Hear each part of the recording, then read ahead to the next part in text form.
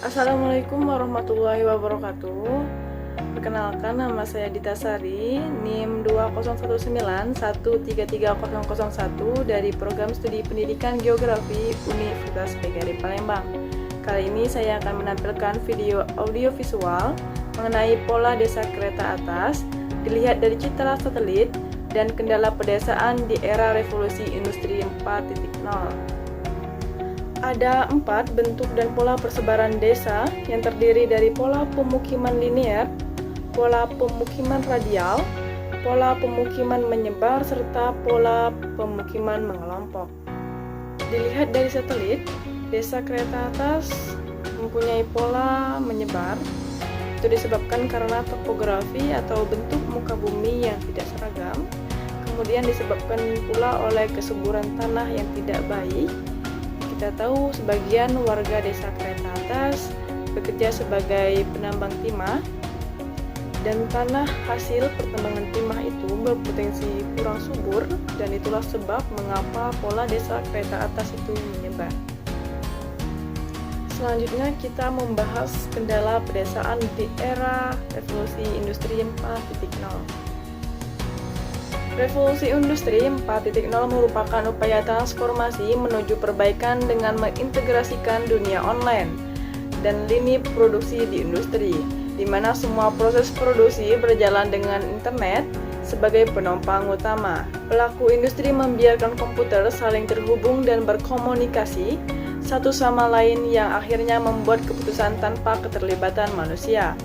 Kombinasi dari sistem fisik cyber, Internet of Things, dan Internet of System membuat industri 4.0 menjadi mungkin, di mana semua orang dan semua benda akan terhubung dan berkomunikasi satu sama lain tanpa henti. Kesiapan sumber daya manusia atau SDM menjadi faktor utama dalam pembangunan desa yang sesuai dengan peradaban terkini. SDM yang kompeten akan mampu mengelola sumber daya unggulan dan aset desa menjadi lebih profitable untuk dikembangkan. Perbedaan visi dan karakter antara generasi tua, yaitu terdahulu, dan generasi muda yang milenial menjadi kendala utama dalam penguasaan teknologi informasi sebagai basis dari kesiapan desa memasuki industri 4.0, sehingga dikhawatirkan akan menghambat tujuan desa untuk bertransformasi menuju revolusi industri 4.0 apabila tidak tepat dalam mentransformasikan strateginya. Membangun ekonomi Indonesia harus dimulai dengan membangun pertanian, karena mayoritas penduduk miskin Indonesia tinggal di pedesaan yang menggantungkan hidupnya pada sektor agraris. Menyelesaikan masalah pertanian berarti menyelesaikan bagian terbesar masalah ekonomi negeri ini. Itulah sebabnya keputusan untuk membangun Indonesia dimulai dari desa adalah suatu yang tepat, yaitu dimulai dengan dukungan regulasi, sumber dana, dan mengintegrasikan berbagai program pembangunan desa. Tujuannya agar desa menggeliat dan ekonomi tumbuh serta peluang berusaha dan lapangan kerja terbuka luas bagi masyarakat desa, dan pada akhirnya urbanisasi ke kota dapat ditekan. Kemampuan desa dalam mengolah sumber daya alam dan sumber daya ekonomi ditentukan oleh peran pemerintah desa sebagai penentu kebijakan kualitas SDM setempat dan kesiapan kelembagaan yang ada.